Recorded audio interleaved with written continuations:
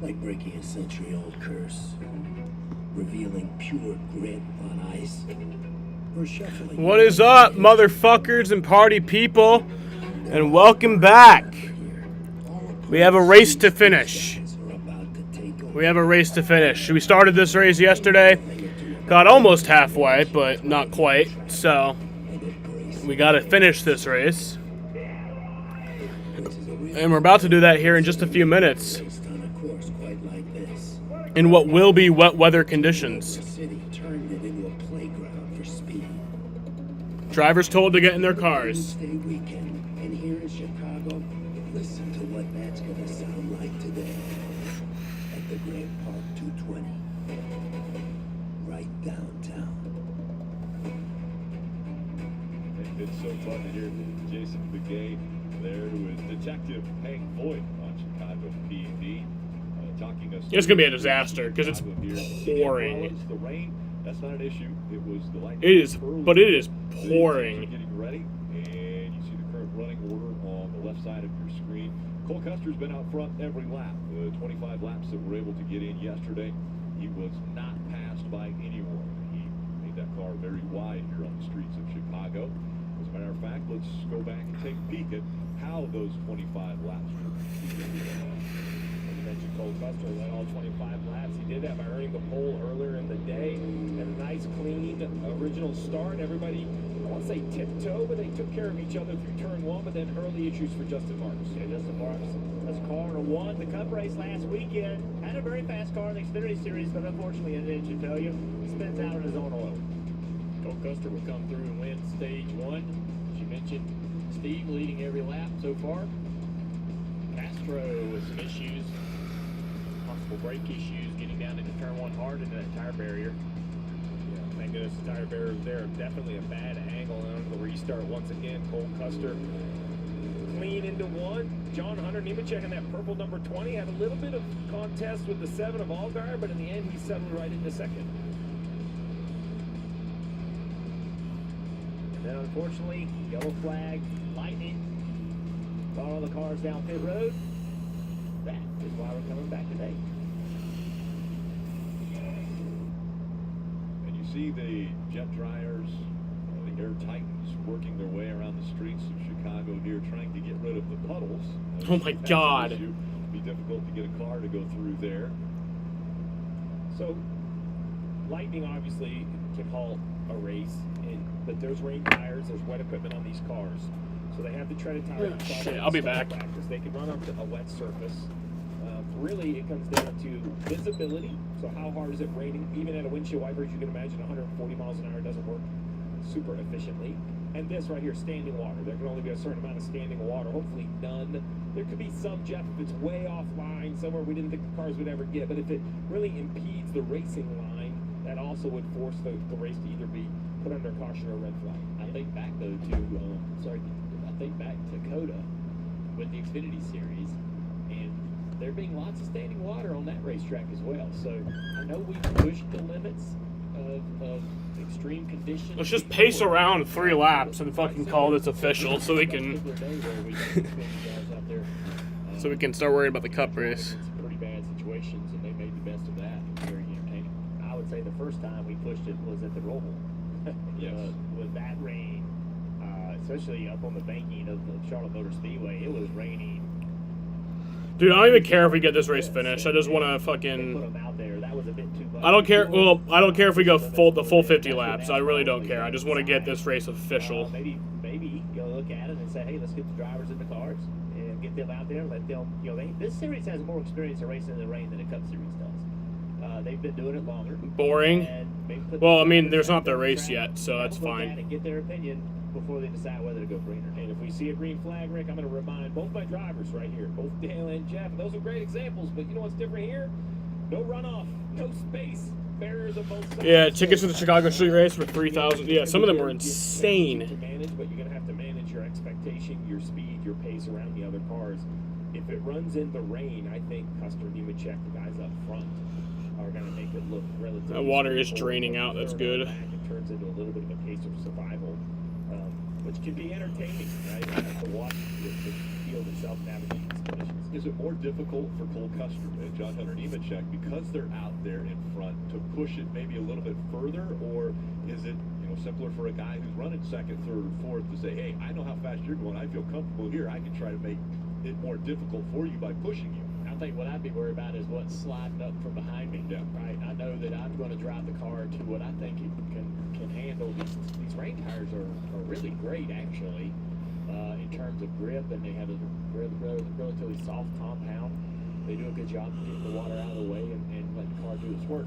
But I'd be worried about somebody coming from behind me that can't slow down, that can't stop, and getting into the back of me, creating some problems, sending us both into the fence. That would probably be what pushed me into making a mistake more than me just trying to go faster and faster and be more and more competitive. Yeah, I think also, remember, we're racing on city streets. Like, all the experience we have, these drivers have racing, have been on purpose-built racetracks. And Yes, there was some dude who went into the track last night at like 9:30. Apparently there was like many of them just like started like trying to race around the track, I guess. So they don't understand the amount of grip at this racetrack versus others. So from Custer's standpoint, Nemechek's standpoint, you don't want to be the first guy. NASCAR Motor Cup Series. This is not the Cup Series, so I can guarantee that. From behind you can go by you. The further back you go, though, the worse you can see. It becomes a disadvantage to be in the back because your visibility goes down so much. This also, let's talk about this. If we do go green, this new restart zone that was put in here, where you restart before turn 12 in an effort to prevent the chaos that we saw. They're still working on some of the standing water. Should be resuming any second, but that's going to separate the field. They should lift the red flag any second now. Even a little bit of time to gauge the track, more so than if we had moved that restart zone. Well, NASCAR has the right to go to single file restarts, and it would shock us. I would be the vote for. Let's do it single the file. drivers are We voting can for do that it double too. file later, but I think for this first one, I think a single file restart seems to be reasonable. As I looked at this shot right here, you can look right over that Yeah, they definitely should do a single file restart. These cars are better and better. Like I said, all I care about is getting this race fucking done so we can just start worrying about the Cup race. I don't care if we get all the way. I don't care if we go the full distance. I'd like to go the full distance. Trust me, I'd like to see some actual racing, but For that reason, if we can just fucking pace around 3 laps to get to lap 28 and then never have to worry about this fucking race again, I'd be more than happy. Again, and what it was like. Again, it's experience. They've done it before, but crazy conditions. This is on the banking. This race right here scared me and also opened my eyes all at the same time. We just saw that shot of 3 drivers running through the banking, and they were racing hard right there. Yeah, rain is happening everywhere. And I was like, hey, maybe we can race in the rain. But then there were some other situations like this that it was just so much standing water. The drivers just didn't have much of a chance to avoid some of these problems. Hydroplaning such a big issue, and we hear that all the time when people drive in the rain. Same thing for a race car. When you take it up at speeds, it would go across the top of the water as opposed to be able to disperse that water out of the way.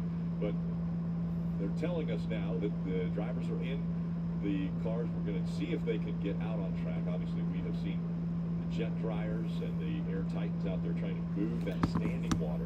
Sam, if you hit your tweet viewing limit, they take your tweet privilege. There's no way that's true. With multiple wins already this year. but you have to ask yourself, we can talk about Let me see if that's true. running on the streets and all of that, but for these competitors, this is what matters. This is just another race in the regular season. They're trying to get Yeah, I to the sent. playoffs. So those I'm able to teams tweet. in Yellow have won. They know they're probably heading that direction. Barry, Mayer, Creed, they got to be feeling okay about the points. But what about a Parker Kligerman? We saw him at the hotel today. Yeah. And when everybody I just sent was 2 looking out tweets. the window with a little doom and gloom, he popped right down the steps, umbrella in hand. Can't wait. Hope we go racing in the rain. This is my chance. And I think that's what really should be. I mean, Moffitt in 14th is having a great day. He's currently 4th. Where does he stand? Or Jones or Ryan, or who else? Not even in the top 16 that can pop through with a win. Yeah, I think Kligerman, looking at the schedule with Yeah, I already hit the limit for reading races tweets, right in and front of him, this is a great I'm opportunity still able for to him tweet. to try to point his way into that top 12, and he's in great position today to continue to have, success on the racetrack. While Hendrick was struggling yesterday with pacing his car, having a hard time holding up a lot of cars, and he's trying to, maintain as good a track position as he can and just survive. I think that Can we fucking go? those battles going to be fun to watch over the next several weeks. Here's the schedule. We're going to Atlanta next week. That's going to be a blast for us. Us at NBC, we've not called a race at that racetrack. I love Atlanta. I can't wait to go there and get an opportunity to talk about the action we're going to see. Yeah, more of a drafting, kind of pack racing that you see now at the reconfigured Atlanta. All right, we got standing water. We got it off. Let's go. America, the Indy Road Course, Watkins Glen. It's dry enough. All road course races. And the history of the Xfinity Series, 9 times before, they've raced in the rain. So there is experience of these cars and drivers that have been out on 9 times that have been covered with or have had rain in the area. So the drivers are in the cars. We're waiting for the command for them to fire the engines back up.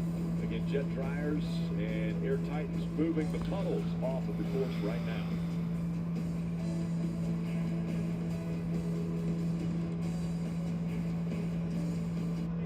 You don't have to be in the race to be in the race. Here comes the 94. Don't miss your chance. Can we go fucking 3 laps? Dude, I'd be perfectly fine with that. I'd be perfectly fine with that. For your chance to win a VIP trip for 2 to the NASCAR Cup Series Championship race at the Phoenix race. And actually, really, we only need to go like 2 laps. Winner taking home $1 million. Powerball, the official lottery game of NASCAR, and home to the NASCAR Powerball Playoff. Get a free ticket to see Indiana Jones and the Dial of Destiny when you spend $35 at Applebee's. Applebee's. Now that's eating good in the neighborhood. A preseason game today went 23-0 versus a 10th division German team. Is soccer or what? Who wants to race? Be part of something greater. That's it. Yeah. Progressive's Home Quote Explorer makes it easy to compare home insurance options. Man, I told my wife I'd be here for Wow. hours. What do we do now? That's an insane blowout. Most soccer games are like 1-0. Save time and money with Progressive's Home Quote Explorer. What you do afterwards is up to you. Oh, I was actually just thinking I would take a nap. Wait a second. Okay. When you look back on this day, you might remember the heat wave, or the kiddie pool that definitely looked bigger online, or a burst of strawberry shortcake flavor and real strawberries swirled into an icy slush topped with vanilla ice cream and flurries of sweet, crunchy sugar crystals. Greg, however, will never forget the homemade water slide incident. Sonic 299 strawberry shortcake snowball slush float. Sonic. This suit is like a special power. When I put on my suit, feel proud. You have superhuman strength. On my arm, on my uniform, I can feel the energies. Put the visor down. It's kind of like you're going to battle. Strong supersonic. Everybody. When I put on my suit, I feel like I can do anything. The city was literally turned into a racetrack in just a few short weeks. Now, right now, we are standing in the President's Paddock Club. The ticket price Jet dryers $3,000. and air titans continue to clean the puddles off of the course right now. The drivers are in their cars waiting for. You can just go. You see still standing water in some of the areas that would be the line for these cars to be racing on. So still using caution, waiting to put the cars out on the track until it's safe. And right here in Grant Park, we've been able to really enjoy a lot of the views. Navy Pier is just a little bit to our north and east, right there on Lake Michigan. The Willis Tower, when it was built, the tallest skyscraper in the world, being so famous, and so many pictures taken up there in Millennium Park, just on the north side of Grant Park. Buckingham Fountain right by where our Peacock Pit Box is located.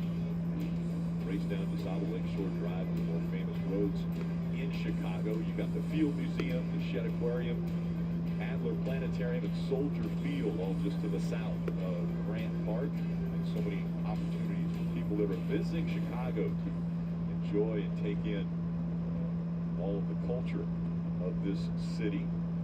You guys have been here since Wednesday, I believe, so you've been able to experience a little more of Chicago. Well, so we've talked about this, as beautiful as the lake is in the park and where we are. The river, Chicago River through downtown is really it for me. You know, every city kind of has that signature, and they all have a feel. That one is the one that makes Chicago unique for me. I'm a Boston guy.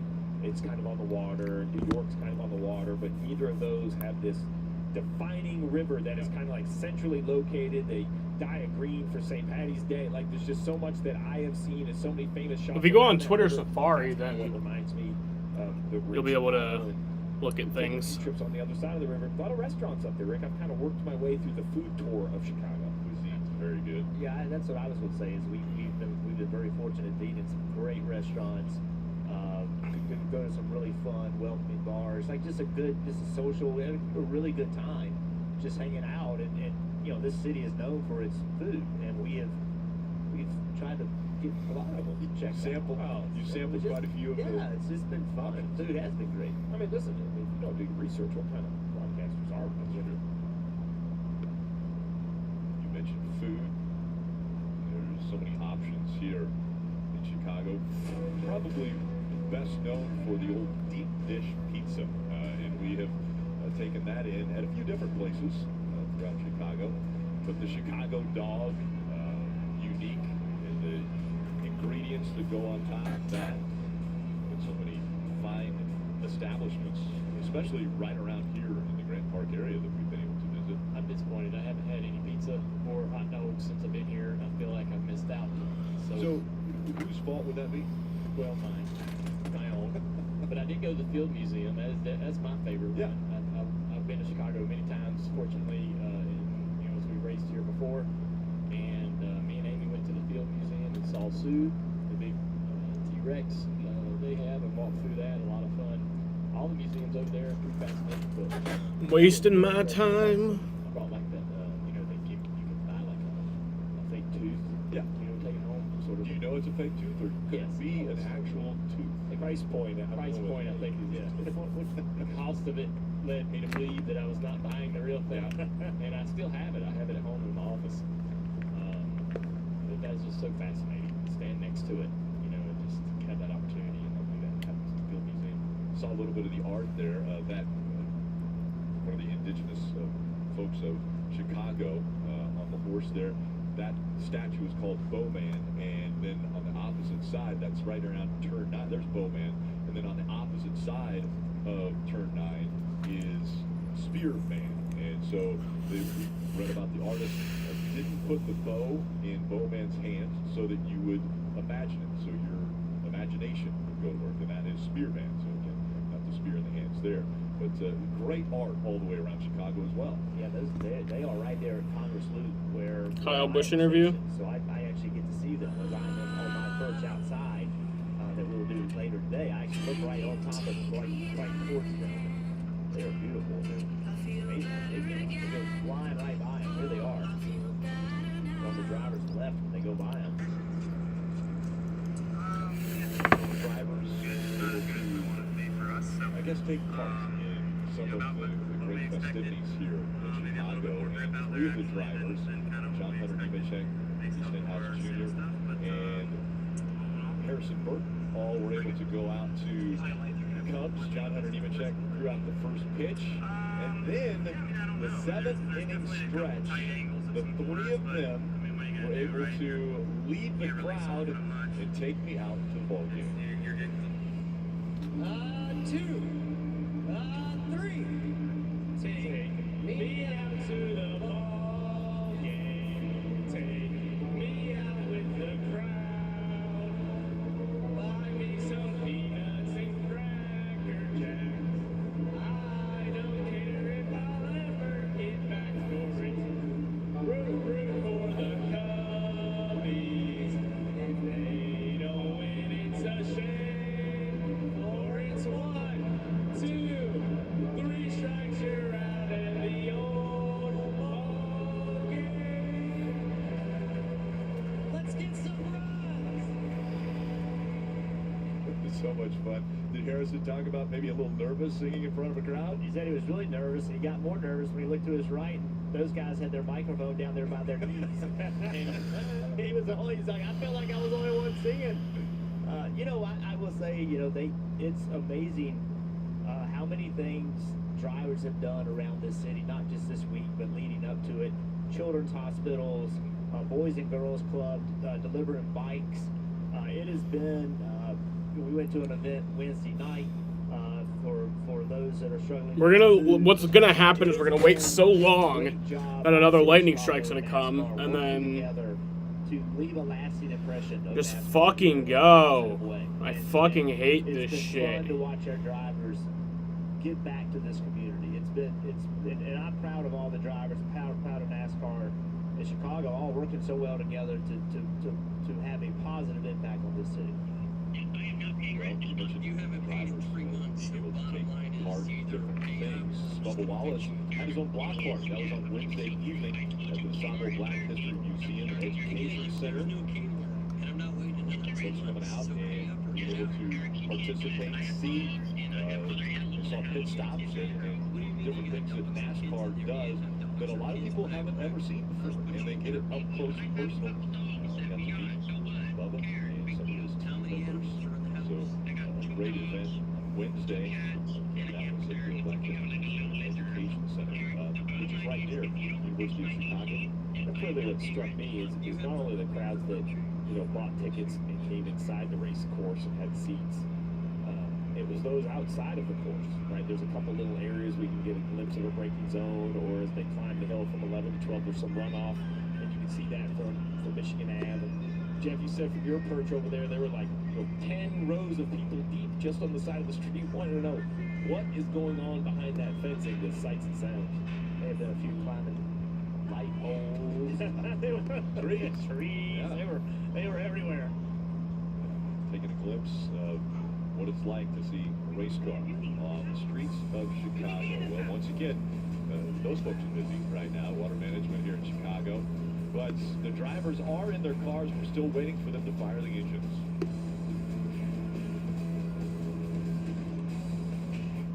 Here at Red Arena, we are trying to help people through equine therapy. Working with the veterans has been a very amazing experience. Our little motto that we always say is impact through horses. I love what I do. I'm just happy to be a part of it.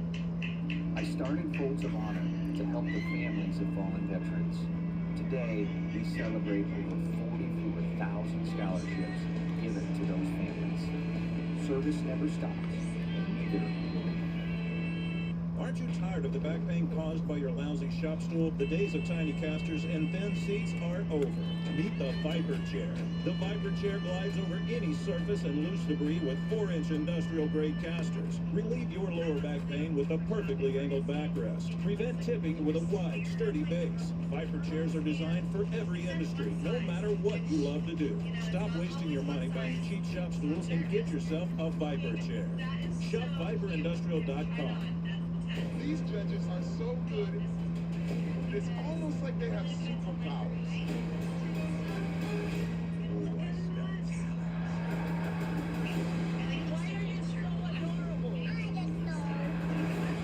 You deserve so much more than a yes.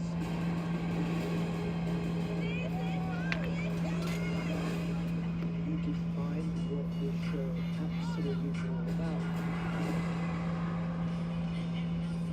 Do you think I would get involved with a serial killer? Right? We are literally going viral. Jeopardy, danger, stakes. One of us will be dead in a week. We are in too deep.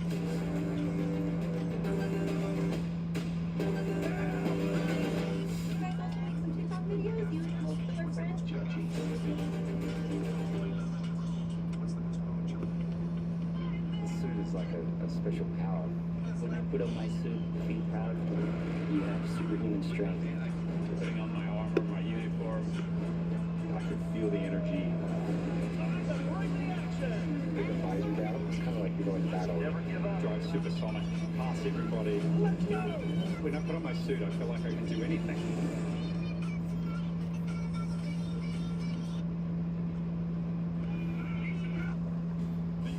Chicago street course is something that no driver had seen before they got here, physically seen. So they had to go on simulation and learn the course the best they could, lap after lap after lap, mile after mile, and making their way around this 2.2 mile road course, street course.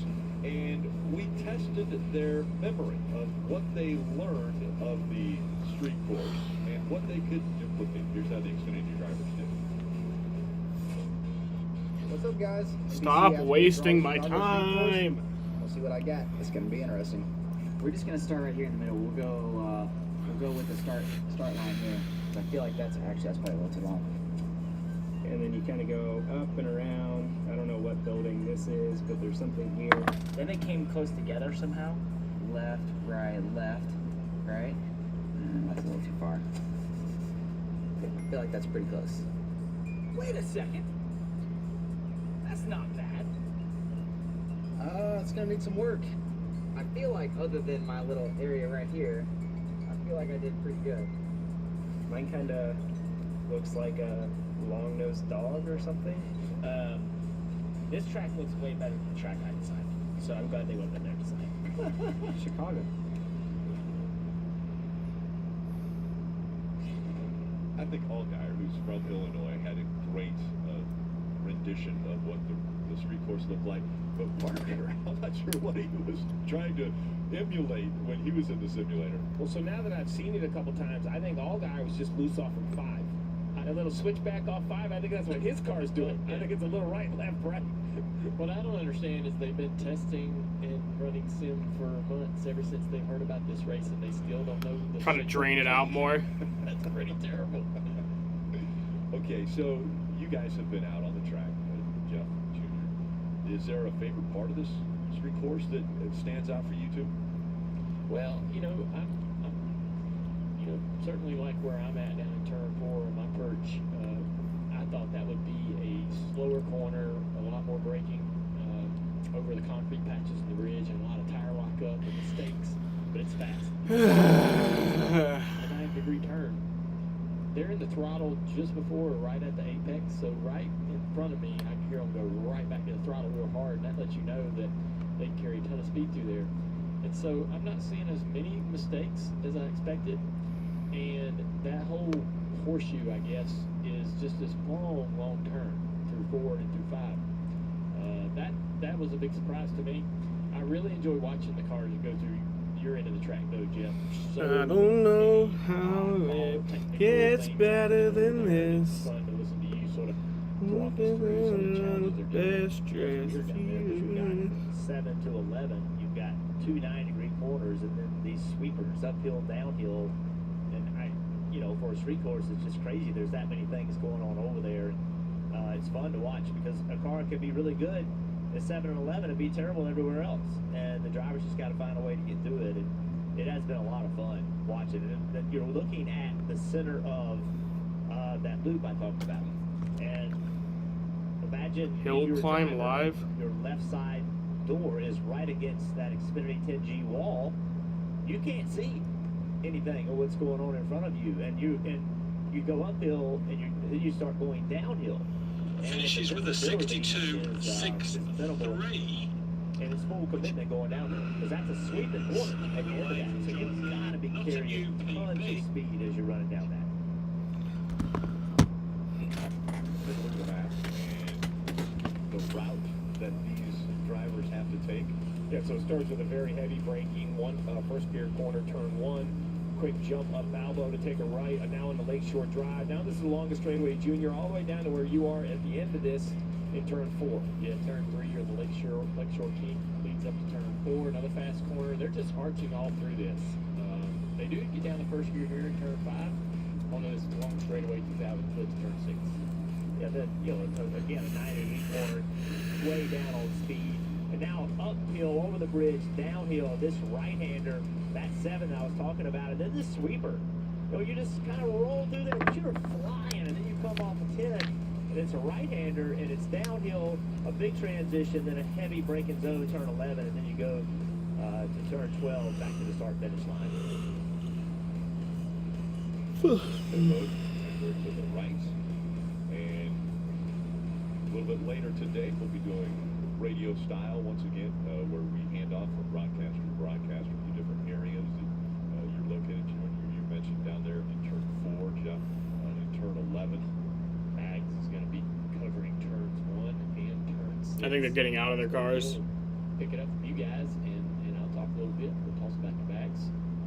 It's a lot of fun having him part of the broadcast. He brings incredible energy due to his experience as a radio broadcaster. It's like a driver possibly climbing out of his car.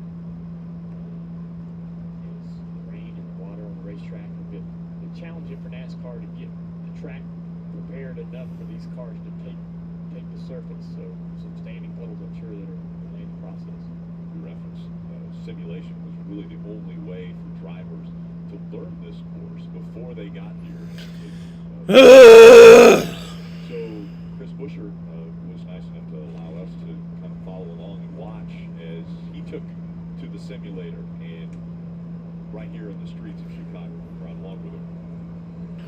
Yeah, this is on iRacing, which was About to go green in the hill climb. the way this track I'll watch ever that. came about, right? So To go NASCAR will be wanted to that do fact a they street just course, so we've got and Stephen Darley actually. worked with Yes, first. iRacing Okay, he'll be followed by Jonathan to Williamson develop in the Porsche. what we have today. But yeah, so are we going to see yet another class record with the legacy? When racing Will be a class record. They will do climb from here, hill climb, runoff, live hill racing on climb, simulators. Well, there you go. You see, because these rules will not count for the class. My man, Steve here, he is the oracle. He is the oracle. I am. Call me Grasshopper. I am the apprentice. Grasshopper. Yes, master. I'll do as you're told, Chris. Yes, I will. I will. Listen, I have to do this at Chelsea Walks with Mr. Chris Jewell. You see, Chris puts me in my place. He put me in my place a lot when we were doing Bonex. Right. Yeah.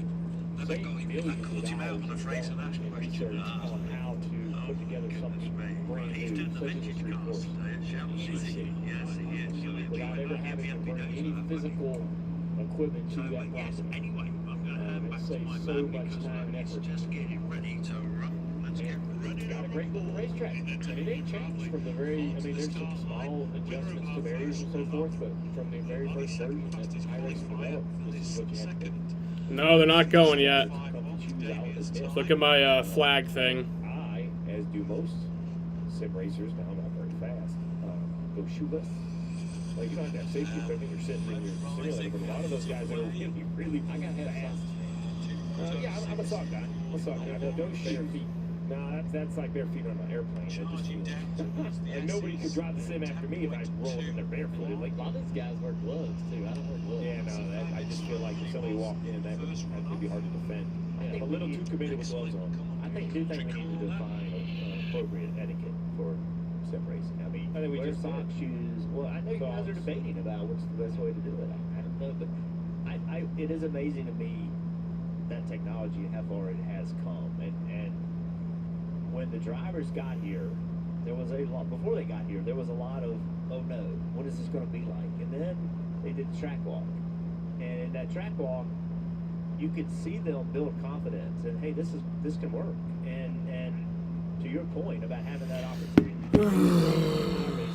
to help develop the racetrack, that shortcut that process by a ton of money and a ton of time. And it's just a great tool and a resource that can be used to not only develop road courses but old. And Yeah, Monday is the deadline to all race. types of the small things that happen at racetracks, pit road exits, all those kind of things. That tool can be useful. Years ago, at the Chili Bowl, iRacing had scanned the Chili Bowl the year before, and then they came back for the Chili Bowl to run again, and all the drivers said something's just not right about this racetrack, and it just doesn't race the same or as good. And so they looked into the previous scan of iRacing, and were able to reconfigure the track with the tractors and everything up there on the property, and fix the problem. And so iRacing, I mean, if you don't know what it is, it's pretty incredible. It's a lot of fun. It's a video game or a simulation that you can play at home on a PC, but it's also this tool, incredible tool in the motorsports world across so many disciplines, IndyCar, all types, that they can use to fix, to learn, to improve, to build new things, develop. I'm gonna off myself. was used, iRacing was used as a tool to develop the next gen car in many ways.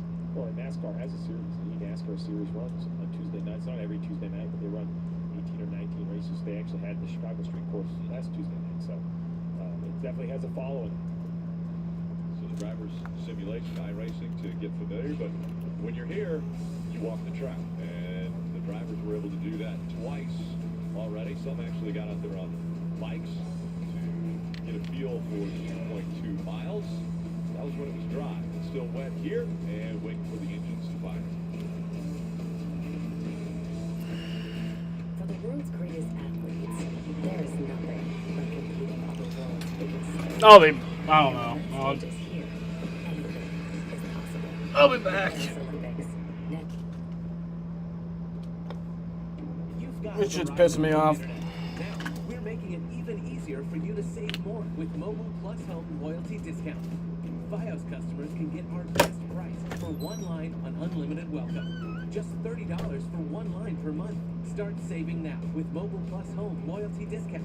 So game more, watch more, and save more. Switch now. Add Verizon Wireless and add up your savings. Only on Verizon. Fios on demand. It's back and it's big. Our exclusive 4th of July silent sale is going on now. Drivers Village and Burdick Family Dealerships have teamed up to offer you a fun, easy way to find your next ride. Shop when we're closed Sunday and Tuesday, then buy or lease Monday and Wednesday. Big bucks for your trade, too. Silent savings for Independence Day. It's the 4th of July silent sale event going on now at all Burdick dealerships and everywhere in Drivers Village. For the world's greatest athletes, there is nothing like competing on the world's biggest stage.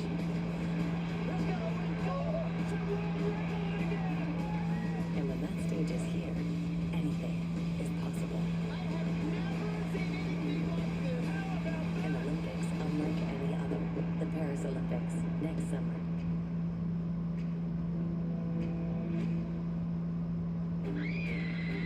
Do you think I would get involved with a serial killer? Right? We are literally going viral.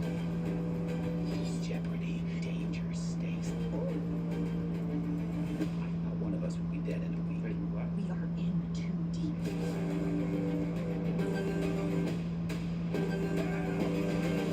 You guys also make some TikTok videos, you and your little killer friend? Judgy. Don't miss Home Stretch, a CNBC Investing Club members-only audio cast with Jim Cramer and Jeff Marks. Clear, concise action for the final hour of the trading day. Subscribe now at cnbc.com/homestretch. 30 laps remaining in the Xfinity Series race, and those are the Xfinity cars that are out on pit road right now with the crew standing by and waiting for the man to fire the engines back up so they can get on track, finish up that Xfinity race before the Cup Series takes to the streets of Chicago. That will be at 5 o'clock Eastern time, and will be simulcast on Peacock. Qualifying yesterday took place, and the track was dry at that time. We're going to go and take a look at the final round of qualifying. It's time to set the field for the Cup Series as we have qualifying on the streets of Chicago. Beautiful Buckingham Fountain there in the middle of Grant Park. And that is where the street course is. 2.2 miles. Here are the qualifying rules for this track. 15 minutes for each group. There's going to be 2 groups. The top 5 from each will advance into a final round, and that is going to be 10 minutes. So the first group about to make their way out onto the track, including Ross Chastain, Kyle Larson, Kyle Busch, Eric Almirola, Jenson Button, AJ Allmendinger, Harrison Burton, Bubba Wallace, William Byron, Justin Haley, Todd Gilliland, Ryan Preece, Noah Gregson, Eric Jones, Tyler Reddick, Alex Bowman, Andy Lally, and Daniel Suarez will all be a part of this first group on the track. We heard Shane Van Gisbergen mention he wants to back up what he was able to do in practice.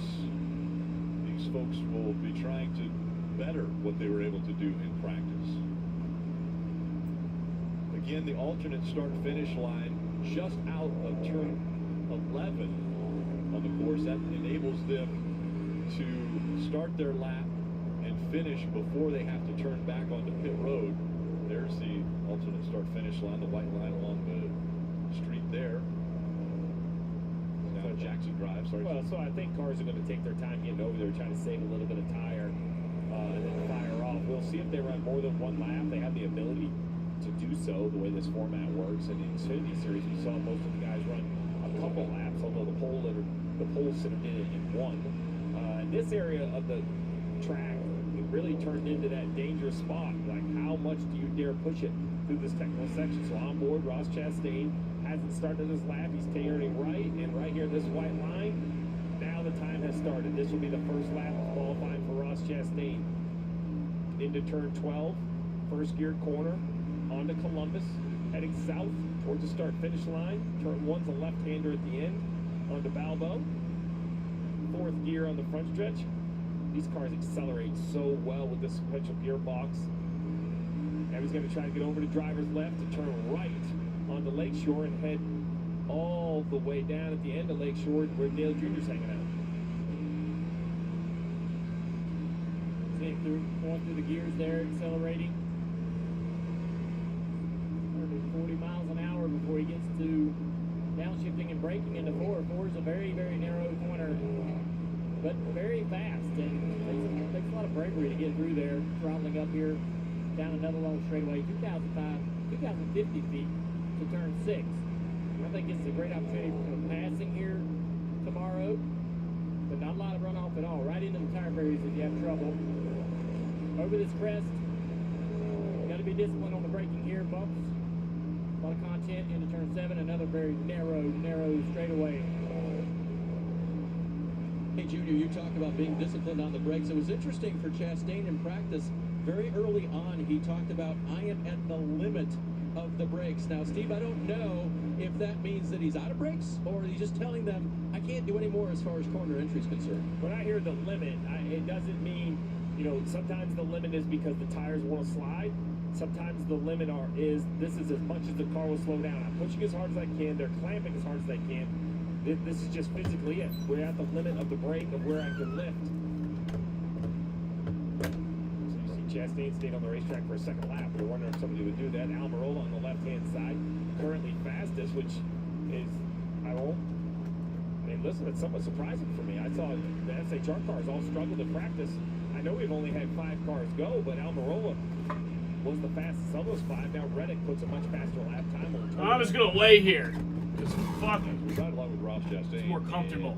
We'll go to Gregson now, but Ross Chastain riding that emotional high, winning at Nashville last week.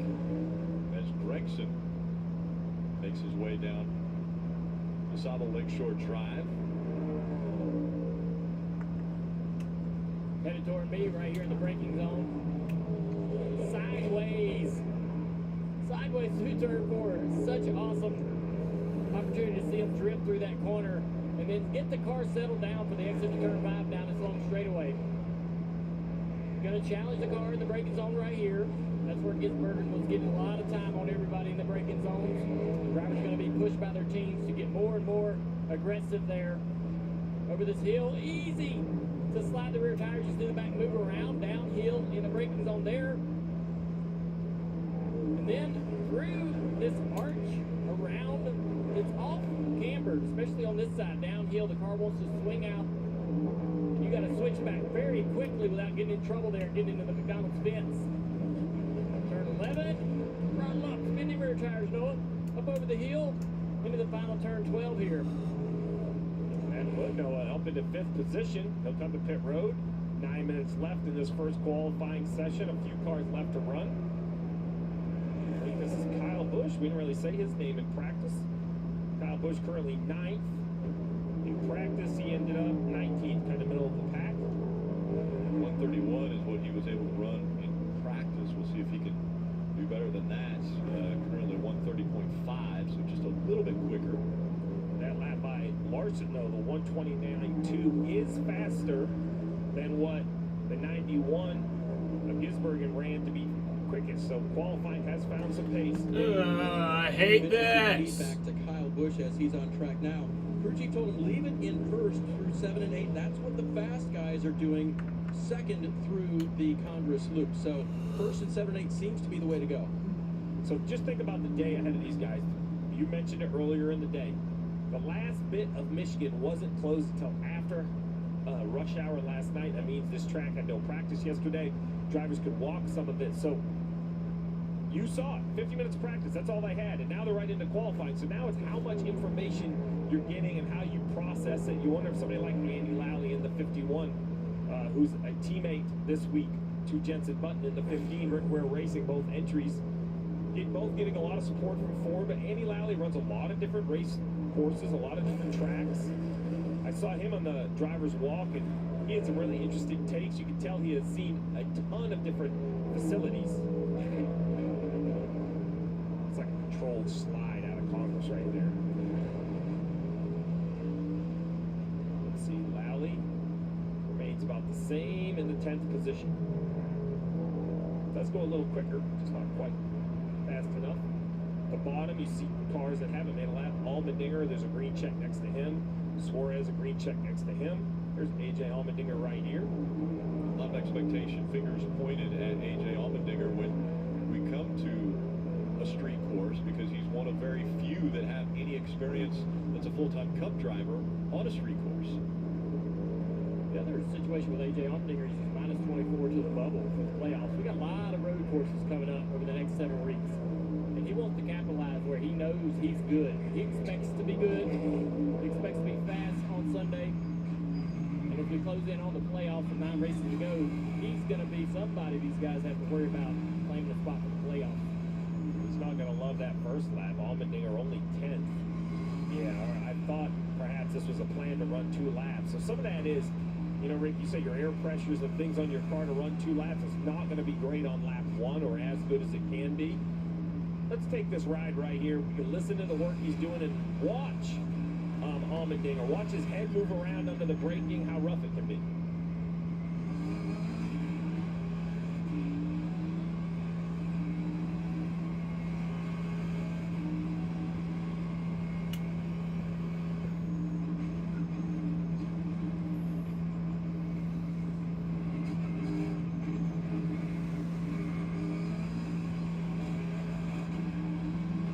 Okay, so I don't know about you, Rick, but no thank you.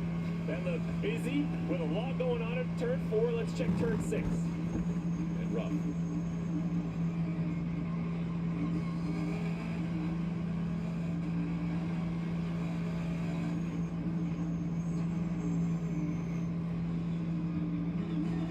Now watch his eyes as he tries to spot the different directions. Still in the red, too. There he dips into the green through 9.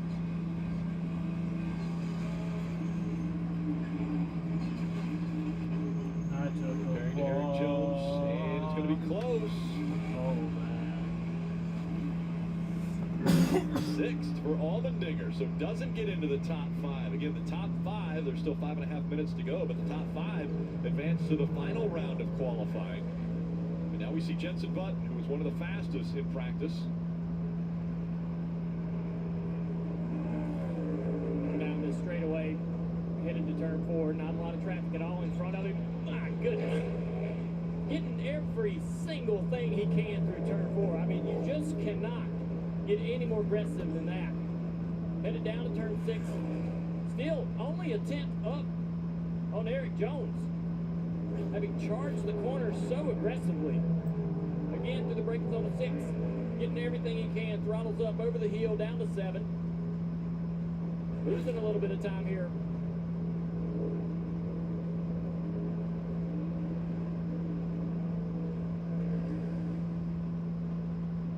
Tenths of a second to the good right now, ahead of Eric Jones. Now 4.5 minutes remain in qualifying. The final turn for Jenson Button. Will he be in the top 5? Barely 5th. I don't know with 4 minutes remaining if he's going to be comfortable with that position. He stays on the racetrack and run another lap. I like this idea. When I look at time and scoring, a little bit of variety of who's gone faster, who hasn't. But we see William Byron right here in the 24. in that technical section down there in Michigan and Congress, the back area, the sweeping area. Remember, they had to work on this 24 after he got into the wall. Had some damage to the left rear. 24 only could move up to 12th currently. Button, though, you see trending heavily in the green. William Byron's going to go again.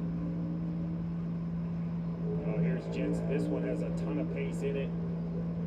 That's a big improvement down the fast areas of the racetrack. He's only gone through 5 corners, 0.3 of a second up. Now can he continue this?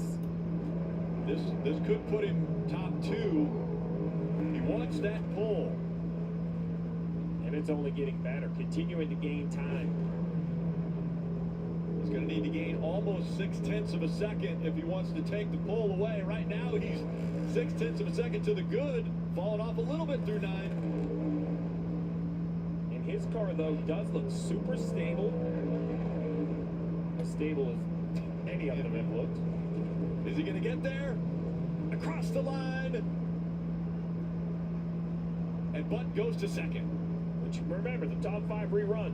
But that's going to make him feel good that he's not going to get bumped out of that top 5. So great lap for Button, and on to pit road he heads. Yeah, what a lap. Jensen Button, that, I believe, is comfortably in the top 5. That will advance him into that final round as there's just 2.5 minutes to go.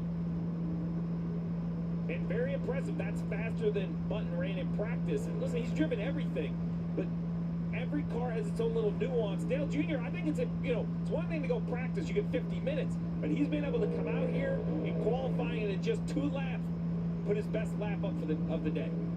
Yeah, well, everybody started today on basically the same terms. All these drivers, they weren't coming to a racetrack they've got years of experience at. All of them had the same tools, sim work, and all those things. And I even believe maybe the sim work wasn't quite as helpful as they'd hoped, because learning today, these guys understand the sim was way off on grip. The track has tons more grip. They're able to challenge the corners way harder than they did in all of their preparation all week long.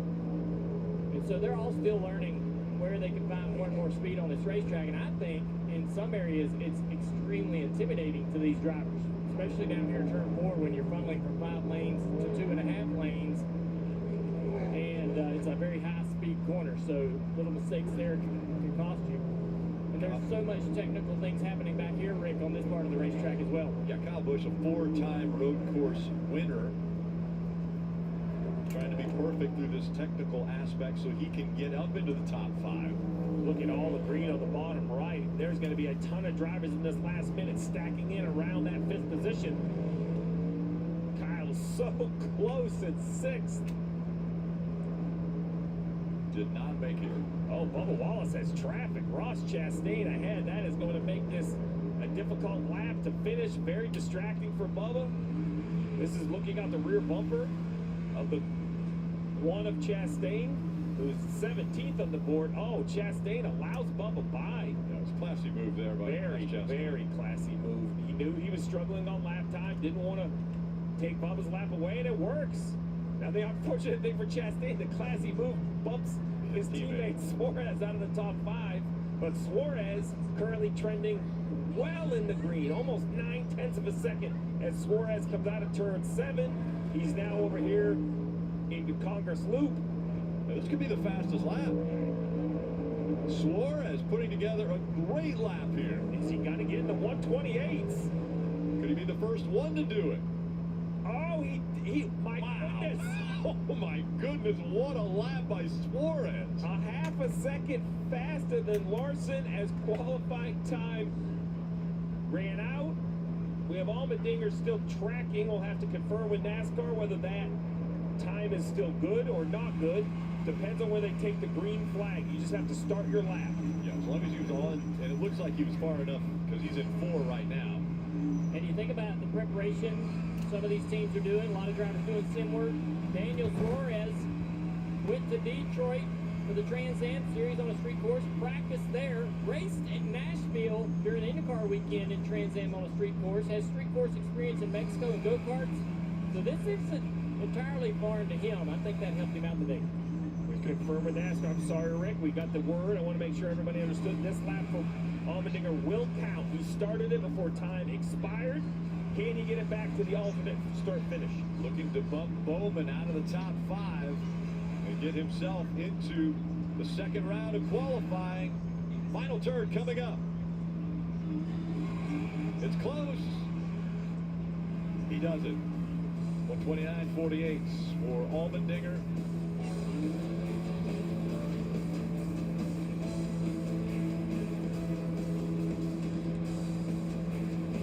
Don't miss our new member offer. The idea of doing a club of investors is something that I dreamed up a very long time ago, but now it's for real. Join Jim Cramer and the CNBC Investing Club.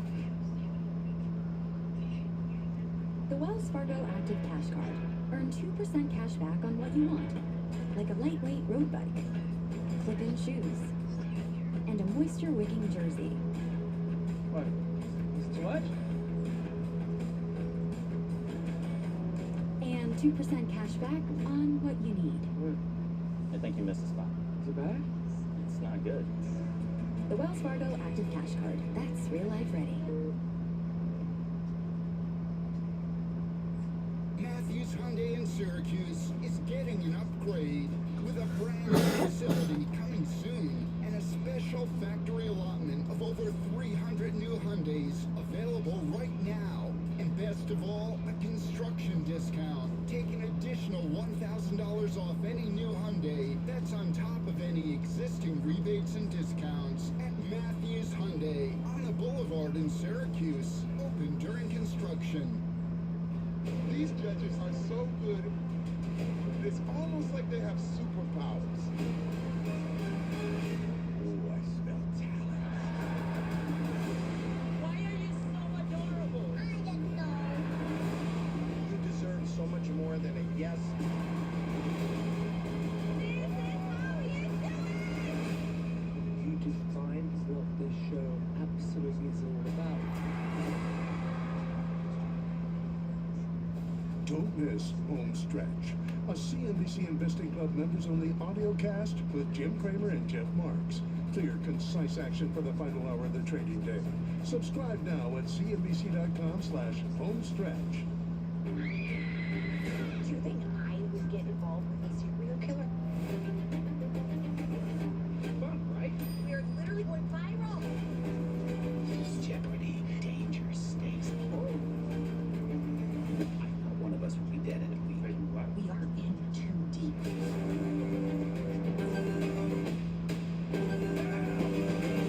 You guys also make some TikTok videos? You and your little killer friends? Judgy.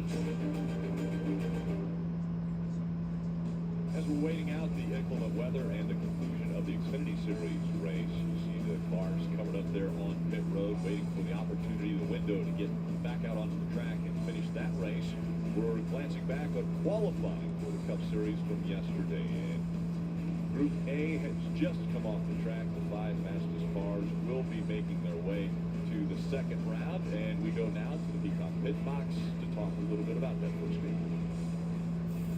Yeah, Daniel Suarez must have been using weights because he got there quicker than anybody else, and all I know. He found a better way around it. What an incredible lap that is. Yeah, absolutely. I mean, the speeds are phenomenal. These guys are flying through the streets of Chicago.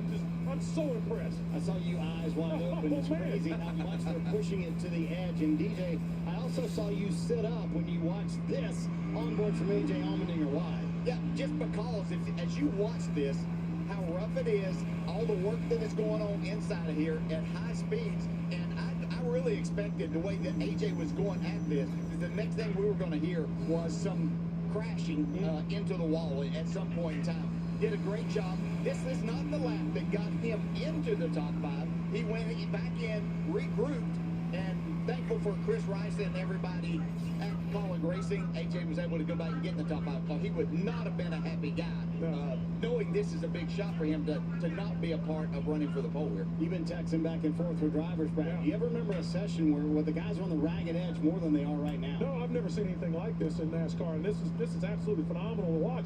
You watching AJ there, he is so busy in that race car, and I was trying to pretend I was driving a race car. I would hit every barrier out there. I mean, just the speed and the lack of distance and width on the racetrack, and having to be able to look ahead and know where you're at on the racetrack, it's overwhelming. Now Group B knows there's a 128 something out there. Watch these lap times. Well, you just said earlier, don't challenge them, you know. They'll find it, and that's when they can't tell them anything. That's what I'm saying, not them. Dave Burns is on pit road. Who he caught up with, Dave? Marty, good look for E. Jones lately. An 8th place finish last week in Nashville. And then All right, well, it looks like the rain has fucking stopped, so let's go. Okay, you know, I think we got a lot better there through practice.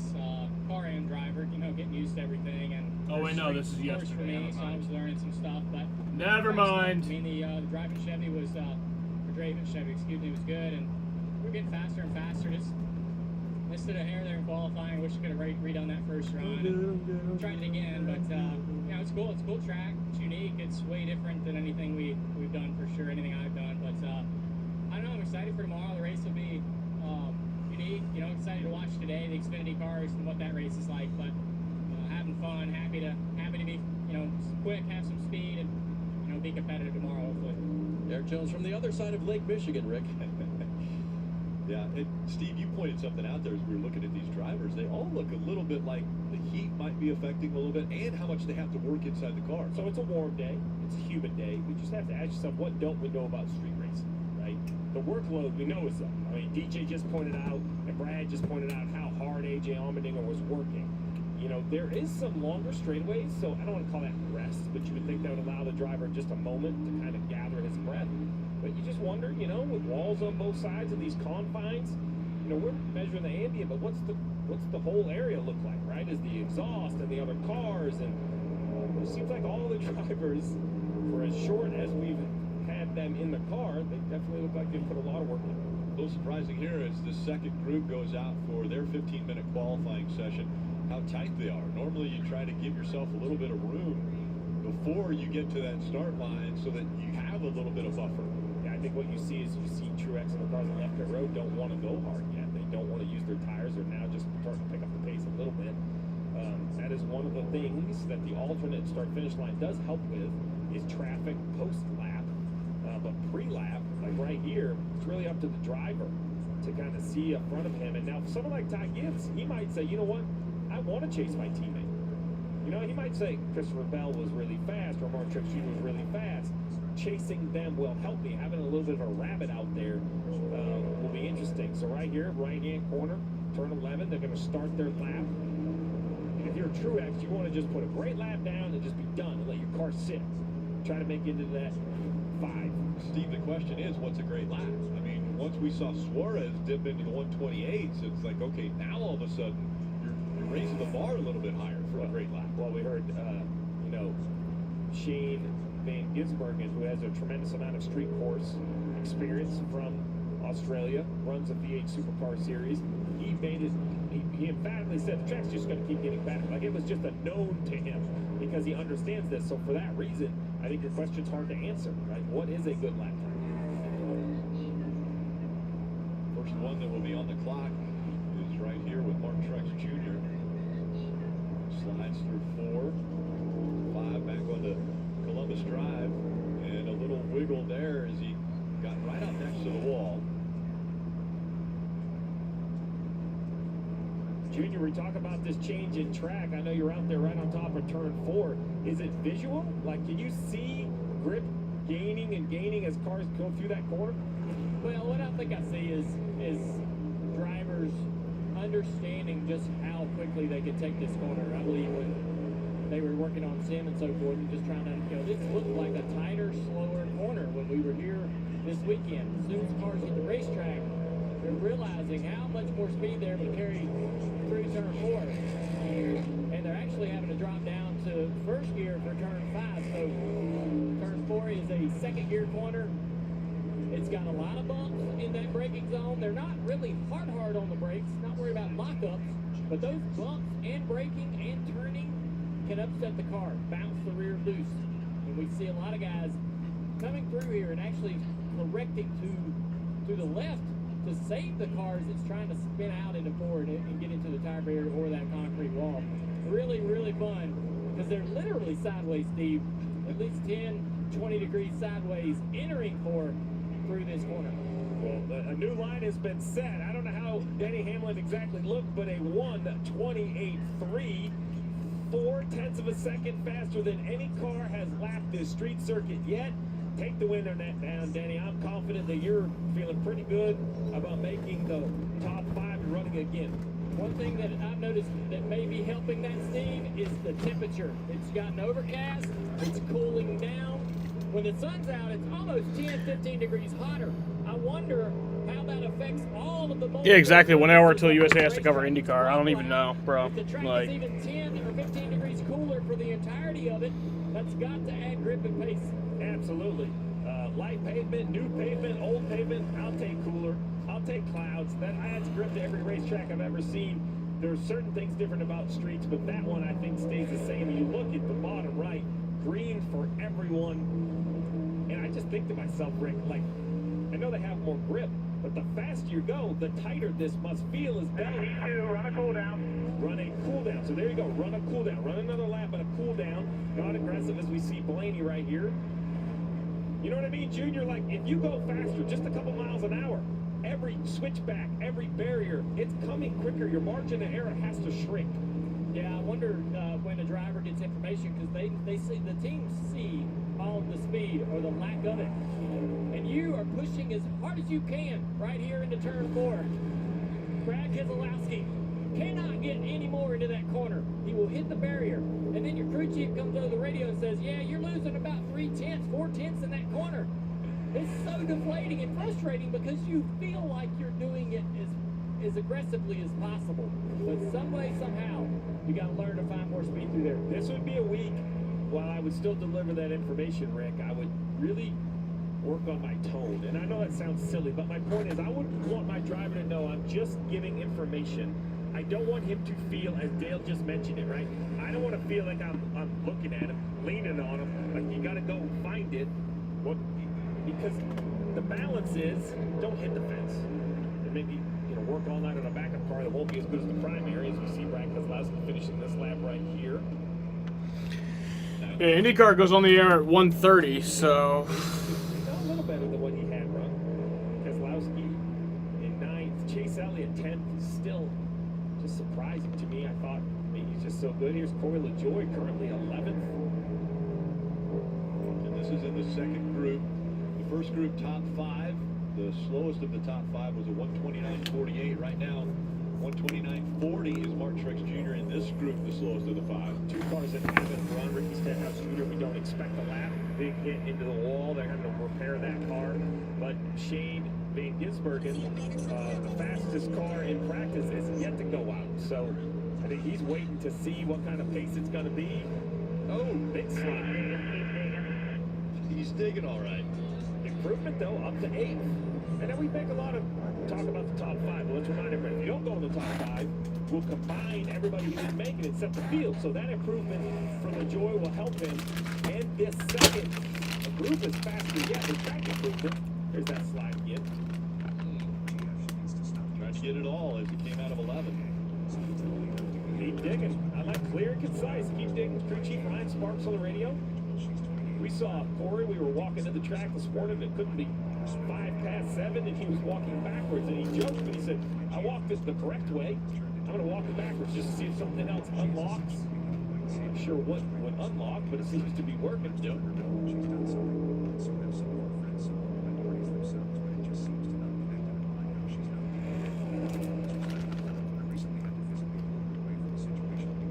Into 6th. And we're still seeing about 7/10 of a second slower than the lap that Mark Truex Jr. has posted. Under 7 minutes to go in this second group.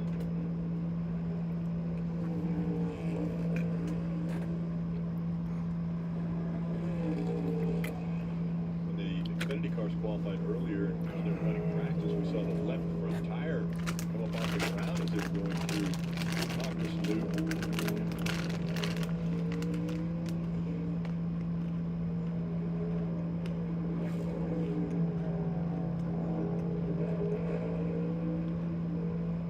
I couldn't be prouder of all of our teammates at NBC for the work it took to put cameras all over this street course. Well, they snuck one. Our buddy Andy Jeffers is going to give us a great view right here. We talk about V8 supercars and what they do differently. We're going to take a look at the feet of Gisbergen as he makes his run. You see the pedals. This is a great shot right here. So he's going slow because he's just left pit road.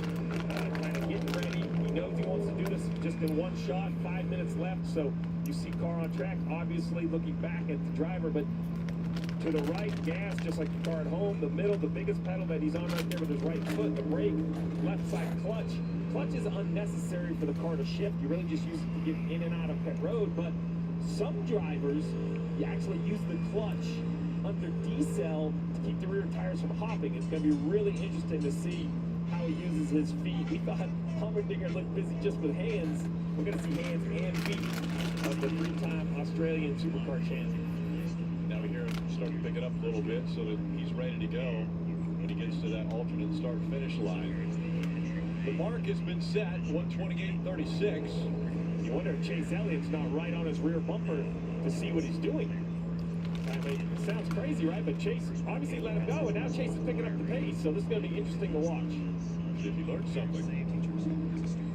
Well, right along, Rashid Van Gisbergen. Have that 9 car right behind him. Turn 12. So remember, the clutch is not needed, but is being used. Pedal closest to you at the bottom. You saw him push the clutch for the downshift. I wonder if that doesn't upset the car, allowing more decel. Junior, what's your thoughts on this footwork? I think he's the only one out there doing it.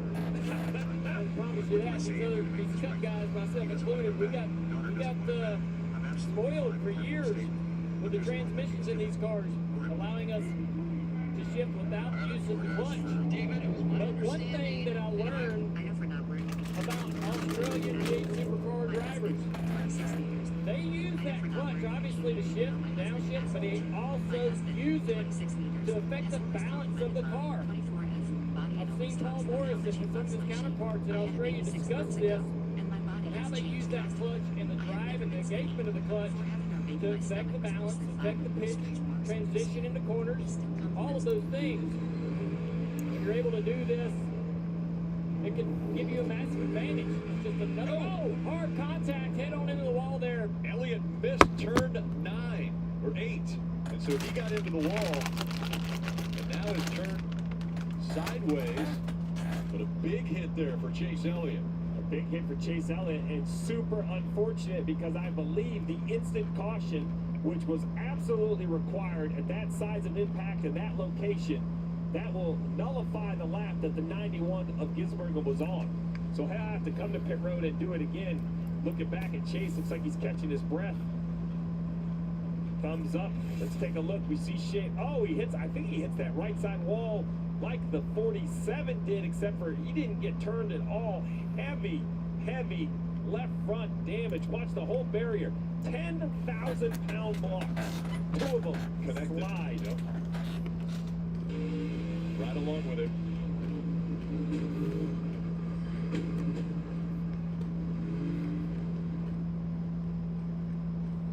That's a big hit. That's 2 cars that have had the exact same issue in that corner, and you have to wonder about their visibility down there on Michigan Avenue turning in to the little horseshoe. So a couple problems there, and I think about this because in the race in traffic, those visual lines and sight lines will be even less with cars in front of you. Potential to turn in too early and clip that wall goes way up when you've got, that line of cars in front of you blocking a lot of your visuals and your cues. You're looking for cues all the time to turn in, shift, downshift, all those things, braking, gas. Those go away when you're in traffic.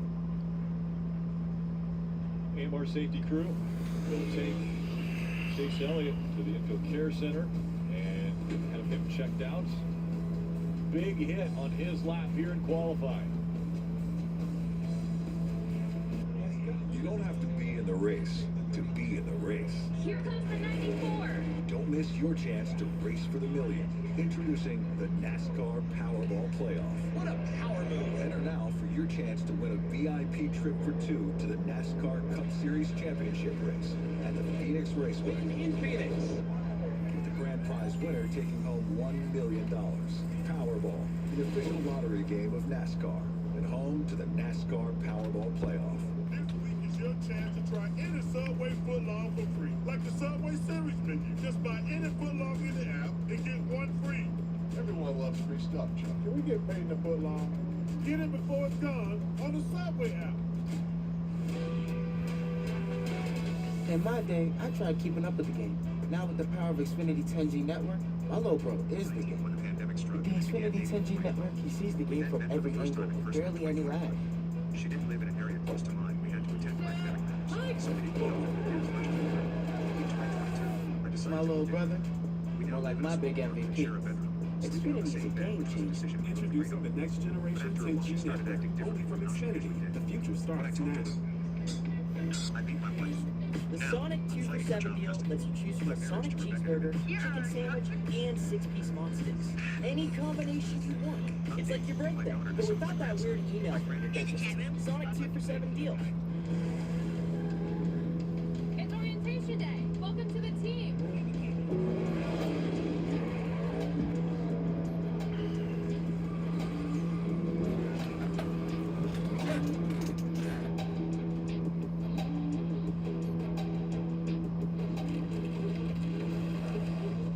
Who wants to race?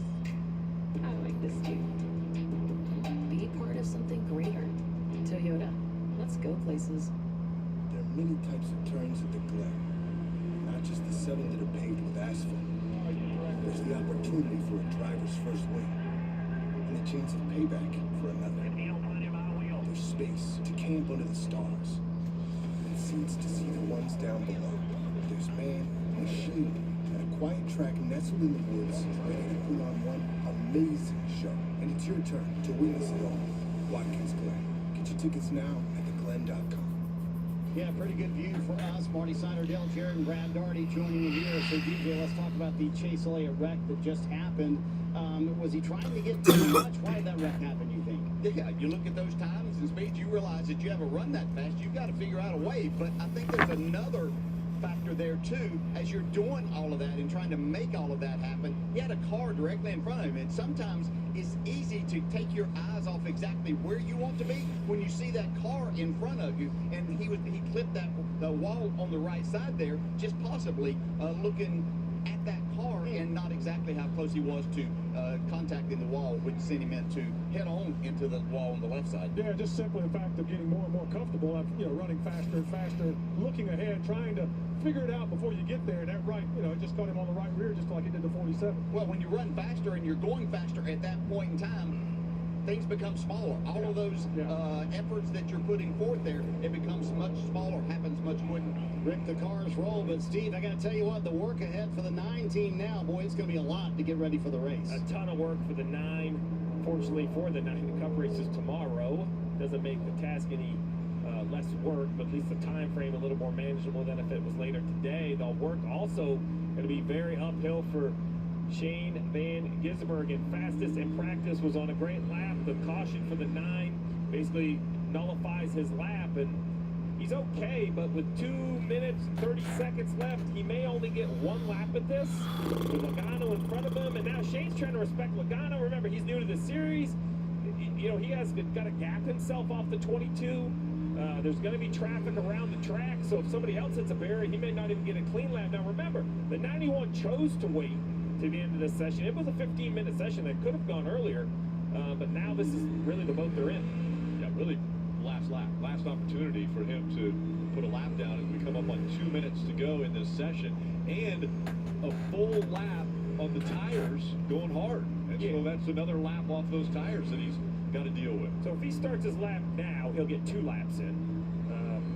So here you go. He just took the green. His lap has started, and the track is full of cars on our timing and scoring. They're highlighted when they're on there. They're also highlighted for you. Green check marks next to the name, and bottom right. Okay, no pressure behind you now. Good smooth lap. Good smooth lap. I don't know. Well, I mean, maybe smooth for him, but I haven't seen many smooth laps. All right, Junior, we're going to take a left into turn 1.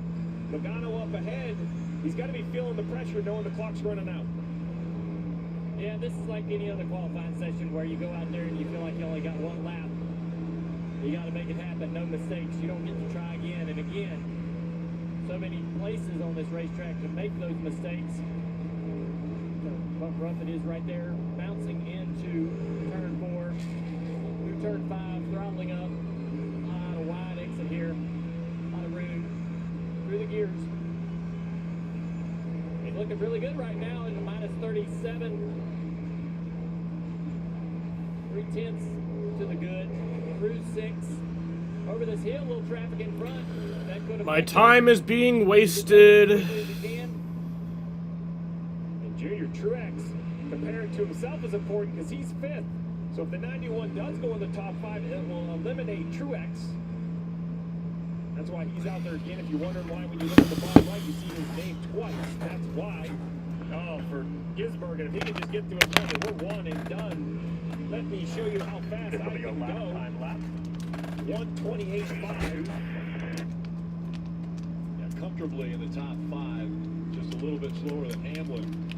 So he'll have another run in the next round. Again, the top 5 from each of these groups advance to the final round. Now the Sonoma winner, back to the road course dominance we saw earlier in his career for Martin Truex Jr. Great in practice, and he was eliminated by the lap. Now time is over. He doesn't get another shot. This lap will count. He got it started, but you see off the clock, so I don't know if he lifted or just had a bad corner. But he's off the gas. So Martin Truex Jr. will not advance into the top 5 and won't have another shot to qualify to run for the pole. Won't be the final round. He got out of the gas there. Gibbs, we saw him go through the screen just moments ago. He is still on the clock, as is Logano, it looks like. Logano doing that in case Gibbs would bump him down. He would want that opportunity. This is not a good spot. This looks like turn 1, heavy damage. You can see, I'm going to draw real quick. Oh, yeah. I was going to say you can see the damage, but this is even a better shot. It shows you. Yes, Andy. Fuck is right. Is completely wrinkled up on the 4 car. And the yellow comes out. Kevin moving around inside the car. And, wow. Same thing. Looks like he hits the inside. So, you know, it's like they're turning in. Here we go. Let's just listen.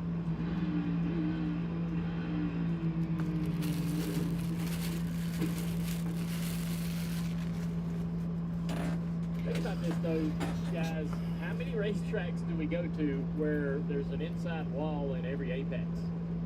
Right? I mean, this is not something that our guys in the Cup Series or in NASCAR even have to deal with, and this is unique to street courses and other road courses as well. But rarely do you have that wall on that inside, and guys getting a little too aggressive with it, trying to make up time. Because we mentioned before, right? Just a couple inches tighter to that wall is worth a lot of time, being able to throttle up, get out of the corner quicker. Junior, reminds me of turn 11 where you guys will like move the tires in at Sonoma, right? You keep hitting them. That's the only inside apex I can think of. But well, the other one would be Martinsville with the curb. And they hit those hit the curb and it shoots them out. I don't know what happens if they race during IndyCar time. It's looking like that's going to happen. Well, had a little bit of trouble right here at turn 4. We've seen this twice now. Yep. Same thing. Got into it again. Literally just wasting so much of my time.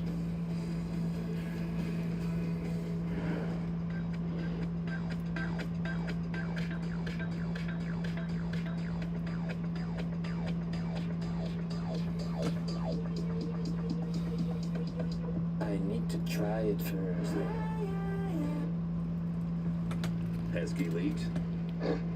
Gorilla Waterproof Patch and Seal Spray seals out water, air, and moisture. Stops and prevents leaks indoors, outdoors. I'm pissed. Anywhere you need. Available in a full line of sealant products. With the Sonic 2 for $7 deal, you get to choose from a Sonic cheeseburger, chicken sandwich, and 6-piece mod sticks. If that doesn't sound appealing, you might need to turn up your TV. Sonic 2 for $7 deal.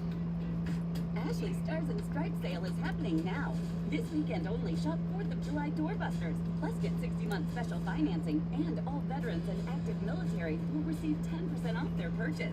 Shop and save today, only at Ashley. Looks like you got a corner office. Lucky.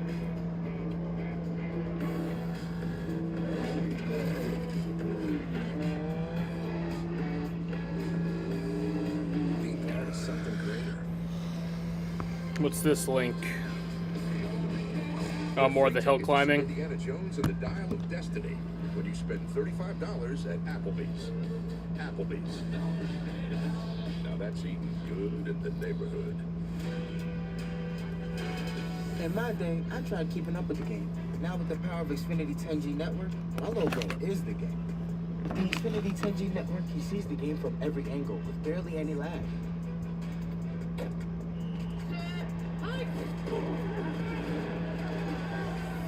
My little brother, more like my big MVP. Xfinity is a game changer. Introducing the next generation 10G network, only from Xfinity. The future starts now.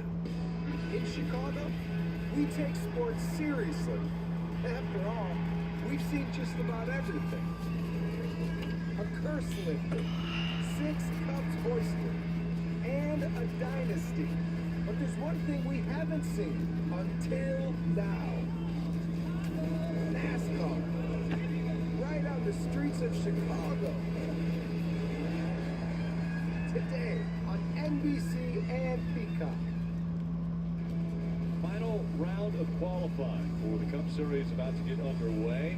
While we're enjoying this 4th of July weekend in Lake Michigan, Steve, I think there was a boat out there that you wanted to be a part of. Well, listen, I was jealous. Yeah, I was jealous of all our guys out in the corners and their views of the racetrack, but no, that looks pretty good too. I won't lie. The only problem is I don't think they can see the racetrack from there. I'd have to have a little bit of both. It's pretty solid. They can hear it. And they can hear it. Zero doubt. They can definitely hear it. As we see Hamlin getting up to speed, again, one of the 10 drivers that will be fighting for the pole here at Chicago. The first ever pole on a street course for the Cup Series. No pressure. Go blue down, leaving this mark.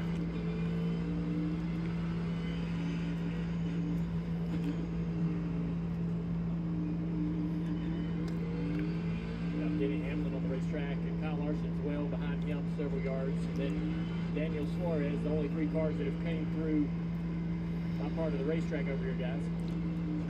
So 3 out there. Again, it's a 10-minute session, or 10-minute time period that they have to go out there and get as many laps as they can, but they want to put down the best.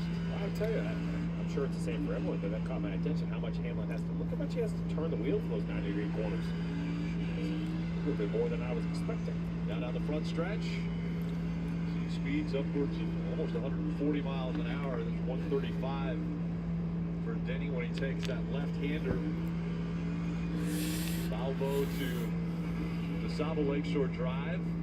Downshift and through 2 and headed towards Junior. Yeah, both turns 1 and 2. First gear corners for Denny. Now up through the gears. Through turns 3. Now shifting into turn 4. So stay in second right there. That tells you how much faster that corner is. It looks like a first gear corner. It is not. A lot of guys are downshifting to first gear right there. Denny does not. Down this long straightaway through the gears to turn 6. No runoff here. Very treacherous. Mess up in the braking zone or do anything to get yourself offline. You got nowhere to go, nowhere to hide. Over the bridge, and now the right-hander into 7. 8, 9, and 10 through the Congress Loop.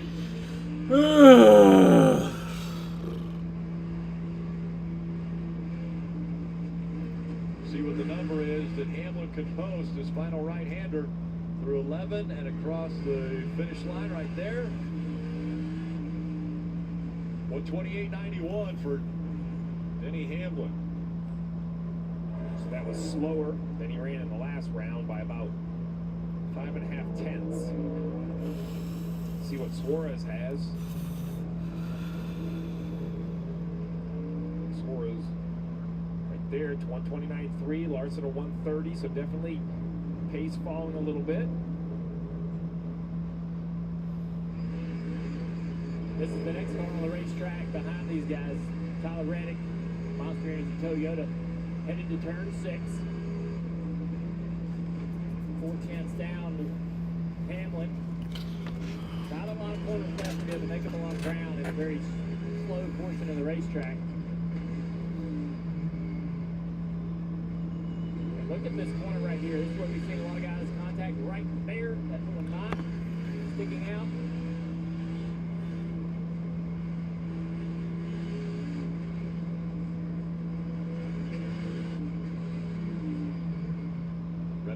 About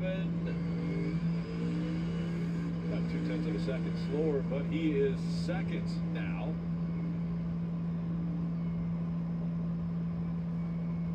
He's one and done. Suarez showing the green chip. Still out on the track. Suarez is on the track, but it's coming to pit road. Rick, here's his Shane Van Gisbergen. Tough to say. They're going to have to say it a lot, I feel like, on Sunday because this car's been fast in practice. Now, Junior, I'm going to give you a little hint. The rumor is you could go SVJ. All right. How about SVG? Let's go SVG. I got Ginsberger down. I don't need the initials. So Shane was at Nashville now. I spent some time with him, 10 minutes or so on pit road at Nashville for qualifying, and you could tell his confidence was there in his preparation. It's going to be tight. All right, now, here we go. He is on the clock. So McDowell is compared to Hamlin about 1/10 of a second off. That might be a moving target if McDowell comes through and puts a good lap together.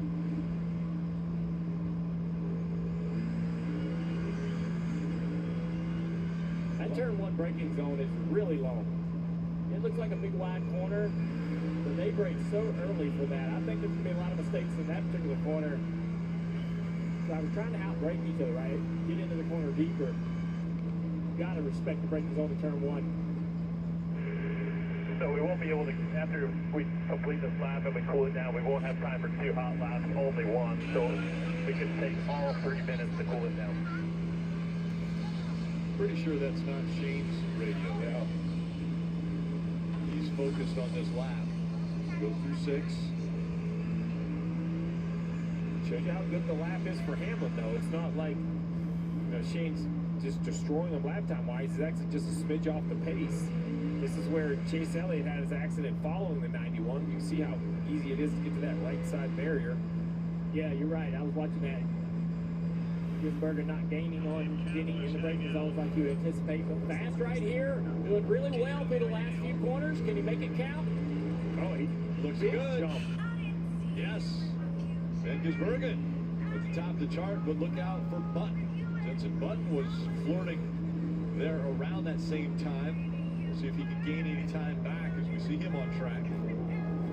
Just so impressive that the New Zealander could come over here, drives Australian supercars, but adapt that quick to a cup car. We can say they're similar, but similar does not mean the same, right? There are other nuances, and to have this much pace. Jensen says, man, I drive everything. Garage 56. Drove one of these cars at Kona. A little bit of traffic in front. Yeah, that's going to hurt him as well as Chicago Eric vlog. Just was about a second off. Lost some time, valuable time on the track. We see AJ Allmendinger.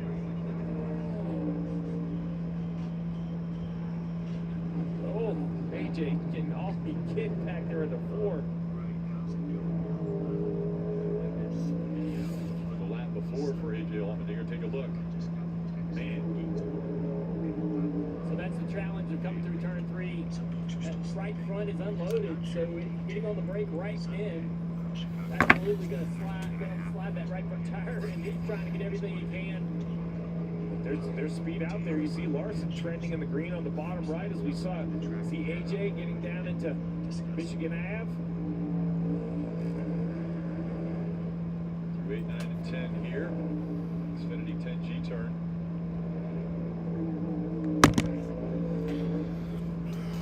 Allmendinger about a second and a half off. There's Larson, who's in the green. But as traffic ahead with Suarez, this could absolutely hurt the lap of the 5. He is on the back bumper of the 99. The 99 lets him go. I don't know, it didn't seem like it hurt him too much on time. Definitely a distraction, though, and he gets some time up there. We'll see if he can make it back. Give Suarez credit. He got out of the way the best he could.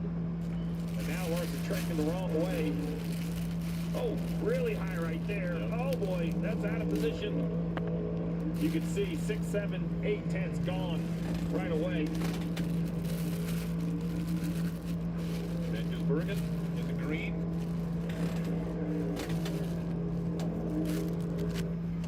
Yeah, Shane, like I was saying, was at Nashville, walking around. Trackhouse had him there, meeting people, kind of understanding the feel of a NASCAR race. Trying to better his lap.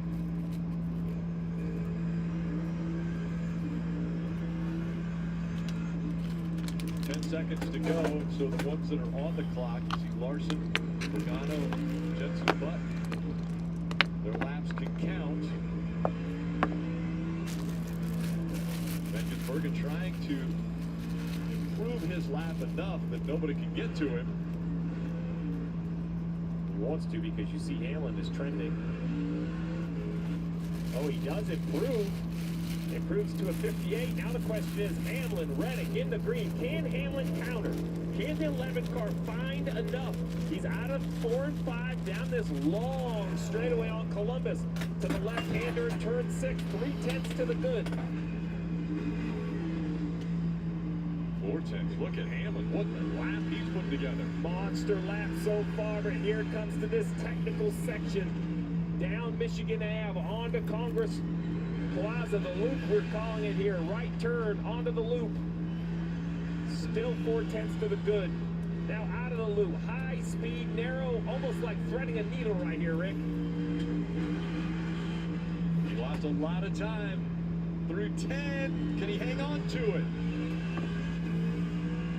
He does. Hamlin, the fastest. 1:28.43. What a lap. Reddick had also improved, and that was 4/100ths of a second faster Hamlin had than Reddick's lap. SVG. G, Rick, I got an SVG. I know he's going to be disappointed because he's a competitor, but how impressive. You see the Trackhouse guys. Darian Grubb, I don't see him in the picture, but he's listed as the crew chief. Oh, there's old Darian Grubb right there. Championship crew chief with Tony Stewart. Interesting, Darian Grubb used to work with Denny Hamlin. Denny Hamlin has now won the pole in the first ever street course race. The best part of all these faces I see, these aren't guys that travel full time. This is their third entry. So these are the guys I know that work back in the shop, and a lot of smiles in what should be a very proud race car driver to qualify third. And Denny Hamlin, though, he's going to be pounding his chest a little bit. He gets the lead at the field to green. First ever street course. Right there. And doing excited. I like it. Doing that, there are 3 pace cars here. They're from each of the manufacturers. And because Denny Hamlin won the pole, that means that Toyota will be the pace car that will lead the field around, because they were the winning manufacturers of the pole. Dave.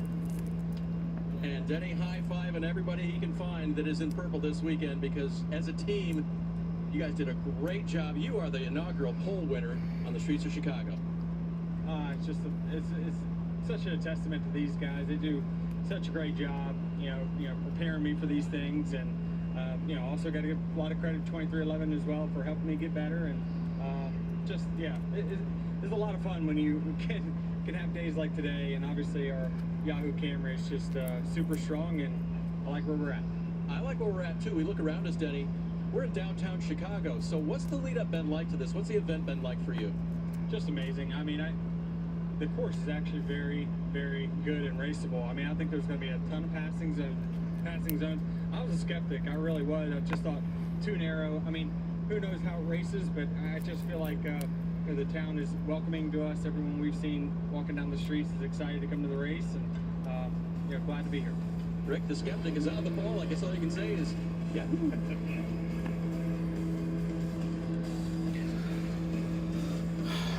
don't have to be in the race to be in the race. Here comes the 94.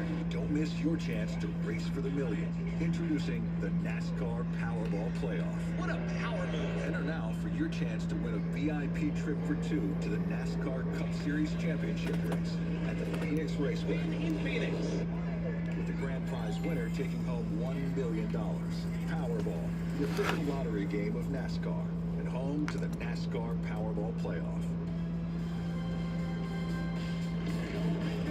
Get a free ticket to see Indiana Jones and the Dial of Destiny when you spend $35 at Applebee's. Applebee's. Now that's eating good in the neighborhood. Time to beat your team.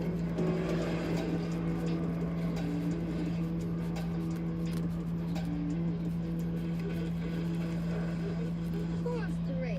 Be part of something greater. That's it. Yeah. Progressive's Home Quote Explorer makes it easy to compare home insurance options. Man, I told my wife I'd be here for hours. What do we do now? We live.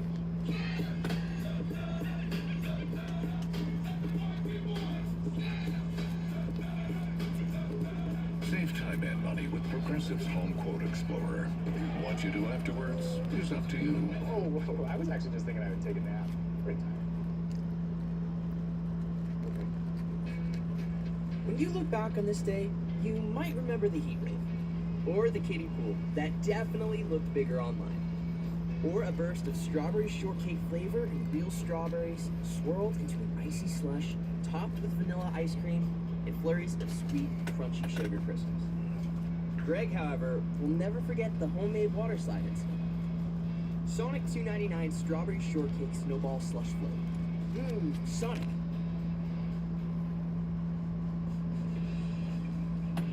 And Chicago has been the backdrop for so many great movies, from Ferris Bueller's Day Off to the Batman movie The Dark Knight, of course, The Blues Brothers, About Last Night, The Fugitive, another great one here, Home Alone, Hoop Dreams. You guys have a favorite? Steve, I'll start off with you. Oh, well, listen, it's Ferris Bueller's Day Off. I mean, I feel like that's where my race car ingenuity started when I saw how you could have an answering machine answer the doorbell. Creativity. Yeah, for sure. Jeff? I'd go with The Fugitive. Okay. Bored, running around the streets of Chicago, people chasing me. Dr. Like Kimball? you are a fugitive, or? I didn't understand the assignment. So we're supposed to pick your favorite Chicago movie or favorite movie of all time? Oh. No, Chicago. That was based in Chicago. Oh. Been a tough day for Junior over here. Our man is swimming upstream. You got too much sleep. My favorite. Man. You got to pace yourself. My favorite movie is based on a novel by Robert Odom called Stand on It. It was adapted to screen as Stroke Race. Is there any way you can make some correlation to Chicago with that? I'm sure somebody in it was from Chicago. Okay. Oh my goodness. Someone needs a nap. I'll tell you what's going to have to happen. I'm going to eat. I need to explain the rules a little bit better before we go into these quizzes that I'm throwing at you. I was working Stroke Race into this conversation. Okay. No matter how you really frame it up. Now those at home know how this works. Whatever Junior decides he's going to talk about. No matter what. Stroke Race was going to get involved in this conversation. Okay. We are still in a rain delay here, as you can see. Now you've got the crews bringing some food out to their crew. And we've talked about other racing that's taking place. Mid-Ohio has the IndyCar race that's coming up here in just a few minutes from Mid-Ohio. And the Simon Pagino wreck from yesterday had really gone viral. Take a look at this. Brakes fail for him.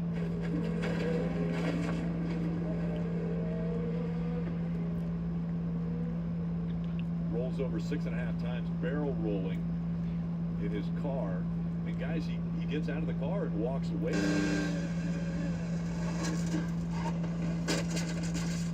He won't race today. Connor Daly's going to sub for him.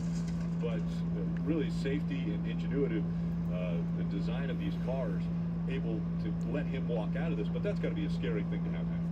It's very scary, but I applaud the IndyCar for the protocols and, putting things in place so the drivers don't have to make these decisions entirely on their own. They give them a safe alternative to be able to, take a break, get out of the car, let themselves heal whatever issues you may have. It's just a great protocol. It's strict, it's stringent, but I applaud IndyCar for doing what they're doing. It's safe for the drivers. It's a great thing going on. Safety and power mount, even in NASCAR, Steve. We saw it tested last week in Nashville. Yeah, unfortunately, all of the systems that have been put in place for safety weren't put in place for this one, right? Ryan Blaney, there's a stack up on the restart. Blaney kind of gets run over from behind. No fault of Kyle Busch's, but this right here, the car takes a very awkward right turn and hits a very small section of wall that is just concrete, no safer barrier.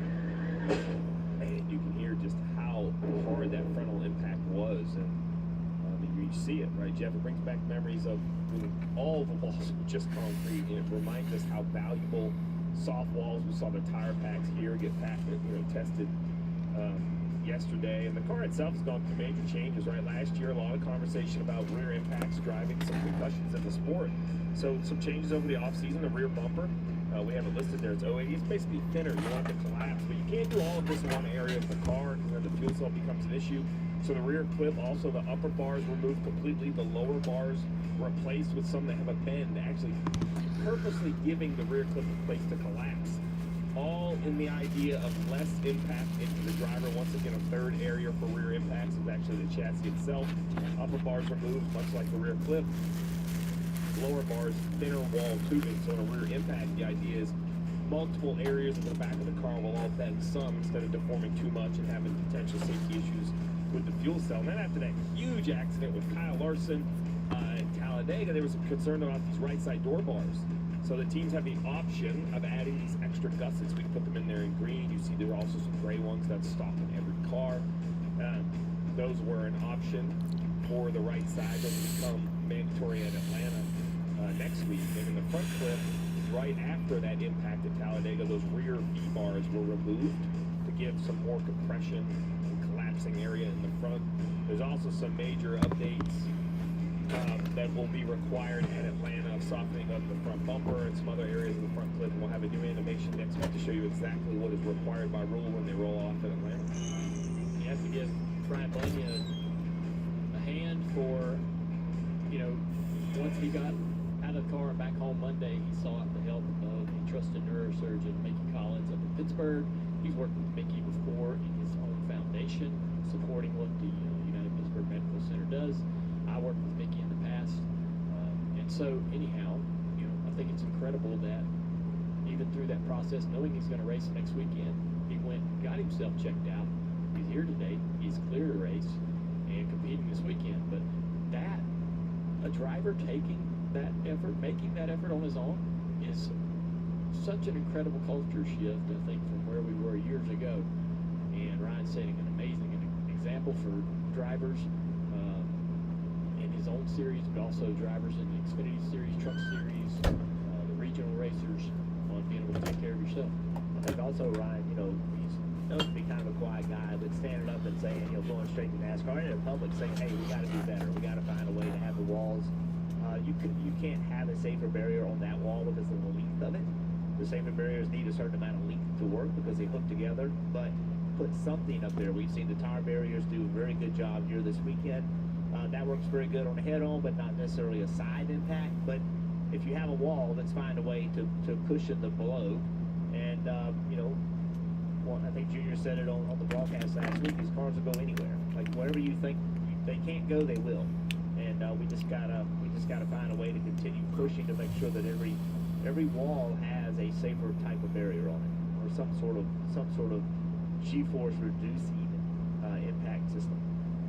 You see on the left side of your screen there, IndyCar Series racing from Mid-Ohio. That is coming up next at 1:30 Eastern. And then looking forward to the Cup Series race from right here in Chicago on NBC at 5 o'clock.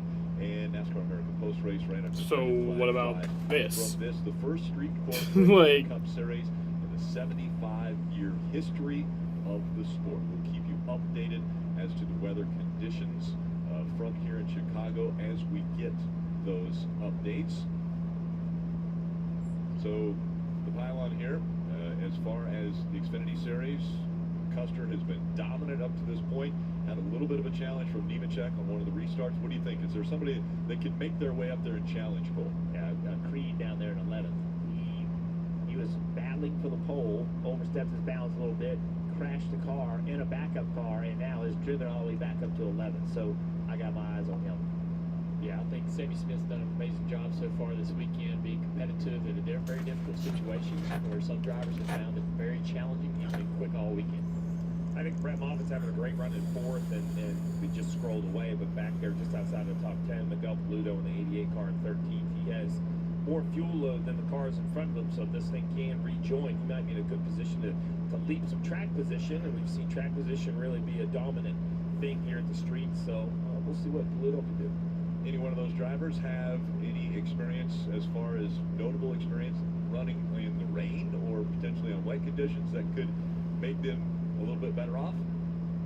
I mean, our buddy Parker claims he's looking forward to the rain, so for attitude reasons, I'll give him the nod. I'm not going to say it's as much experience as attitude. He was definitely a bright spot this morning when we saw him coming out of the hotel, and he was headed to the track getting ready for the race, was hoping that he would be able to race in the rain. And again, at 5 o'clock this afternoon, it will be the first ever Cup Series race from the streets of Chicago. But now we will go to Mid-Ohio. All right, you know, I'm going to end this stream, and I'm just going to delete it. This is stupid. I'll be back whenever. Or if not, the Xfinity race, I'll be back.